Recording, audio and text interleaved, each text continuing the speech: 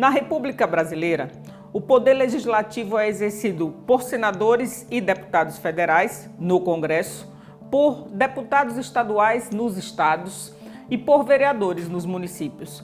Para além do trabalho de representação, ou melhor, como parte desse trabalho de representação, está a fiscalização. Você pode achar estranho, pensando no Congresso, com tantos parlamentares envolvidos em processos, serem agentes da fiscalização, mas é um fato. Parlamentar também fiscaliza. Eu sou Heloísa Galdino.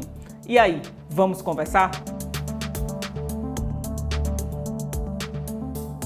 No vídeo de hoje, nós vamos continuar a saga de falar sobre a CPI da Covid no Senado. Mas antes de começar esse vídeo, eu quero lhe pedir para verificar a sua inscrição aqui no nosso canal. Não esquecer de ativar o sininho para ser acionado toda vez que a gente chegar com conteúdo novo por aqui, curtir e compartilhar para que esse conteúdo chegue a mais pessoas. Quando eu digo que eu vou continuar a saga da CPI aqui, é porque nós vamos continuar falando dos acontecimentos da CPI lá no Senado. Mas nós vamos rebobinar e começar fazendo um exercício didático sobre, afinal, o que é uma CPI? Essa sigla, que volta e meia aparece na cena política do Brasil, diz respeito à Comissão Parlamentar de Inquérito.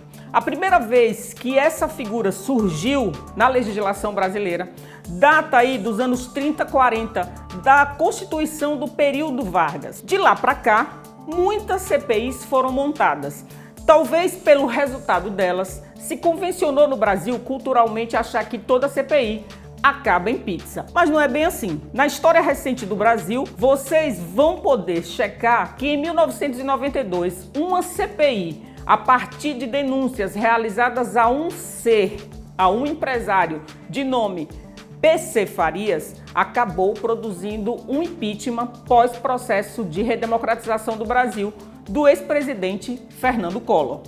Pois bem, a CPI de agora, ela tem uma nuance diferente. Nós estamos acompanhando uma CPI do Senado e geralmente as CPIs na história recente do Brasil, elas acontecem a partir do processo instalado na Câmara dos Deputados. E antes que eu continue, é importante você perceber o seguinte: a CPI ela está prevista na Constituição brasileira e ela pode ser instalada tanto no Senado quanto na Câmara, assim como nas assembleias legislativas, quando a gente pensa nos estados, e nas câmaras de vereadores, quando dizem respeito ao poder municipal. Pois bem, essa de agora, ela foi um pedido de um senador que não conseguiu um terço. A gente calcula a bancada, o número de senadores ou de deputados, é como se a gente precisasse dividir em 3 para que esses votos de um terço, eles representem a possibilidade de ter uma comissão instalada. No caso dessa CPI de agora, nós não tivemos a votação e foi o STF, o STF, que tem cumprido um papel importante nesse momento da República Brasileira, que determinou a abertura da CPI da Covid no Senado. As CPIs, elas cumprem um papel importantíssimo se a gente pensar que nós temos parlamentares que nos representam e no caso do Senado, cada estado tem 3 senadores. Portanto, a representação é idêntica para cada unidade federativa do Brasil. Nós temos, então, uma CPI que está fazendo um retrospecto, investigando, dissecando os passos do governo federal no que diz respeito à pandemia da Covid-19. Por que é importante a gente atentar para o fato de ser uma comissão parlamentar? Porque uma das funções das casas legislativas é fiscalizar. Nessa CPI, portanto, a principal tarefa é fiscalizar se o governo federal cumpriu as suas tarefas no que diz respeito ao combate à pandemia. Logo, quando a gente acompanha o dia a dia dessa CPI, é importante a gente perceber na performance dos senadores que muitas vezes, ao invés dessa função de investigar, da função dessa fiscalização, muitas vezes, por nós vivermos numa sociedade midiática, os 15 minutos dedicados à inquisição de cada senador, às vezes, é gasto sem que essa função básica da CPI, investigar, perguntar e dissecar, seja cumprida. Sabem por quê? Porque exatamente por conta dos holofotes, por conta dos veículos de comunicação, muitos ficam preocupados com a frase que vai produzir lacração e não com a tarefa precípua da CPI, que é investigar e dissecar. Feito esse preâmbulo, eu vou falar agora dos últimos acontecimentos da CPI. Nós tivemos essa semana a participação de funcionários demitidos, tanto da Franciele quanto do Roberto Dias. Tivemos pedido de prisão, inclusive, por parte do presidente da CPI, o senador Omar Aziz. Esses depoimentos fizeram muito rebuliço essa semana na CPI e o de Franciele Fantinato,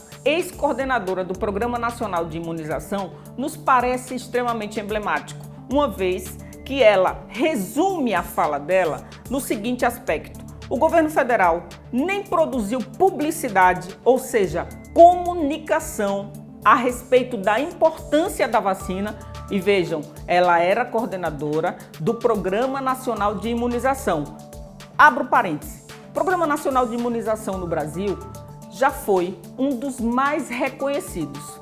Os brasileiros se acostumaram ao longo da sua vida a tomarem as vacinas sempre que o Ministério da Saúde orienta, compra as vacinas e divulga a importância de se imunizar. Pois bem, voltando ao depoimento de Franciele, além disso, dois dos elementos, comunicar a importância da vacina e comprar vacina, nenhum dos dois foi feito. Esse depoimento dela, mais uma vez, coloca não só em xeque, mas evidencia o caráter de ausência de responsabilidade e de compromisso do governo federal para com a sua população. A CPI, ela produz um relatório final. Esse relatório fica sob a responsabilidade do relator. Essa peça, o relatório final, fruto do trabalho dos senadores, é o que pode ser encaminhado para a abertura de inquérito, aí sim, por tribunais. No caso específico, nós já temos um inquérito que pode vir a julgar o presidente por prevaricação, Jair Bolsonaro e outros agentes do governo federal. Bem, essas são as informações da CPI essa semana e eu trouxe um pouquinho a própria natureza do que é uma CPI. Nós vamos continuar acompanhando o trabalho da CPI e vamos continuar vendo os avanços que ela tem produzido até o relatório final. Lembre de curtir o vídeo e compartilhar se ele for relevante para você. Até o próximo!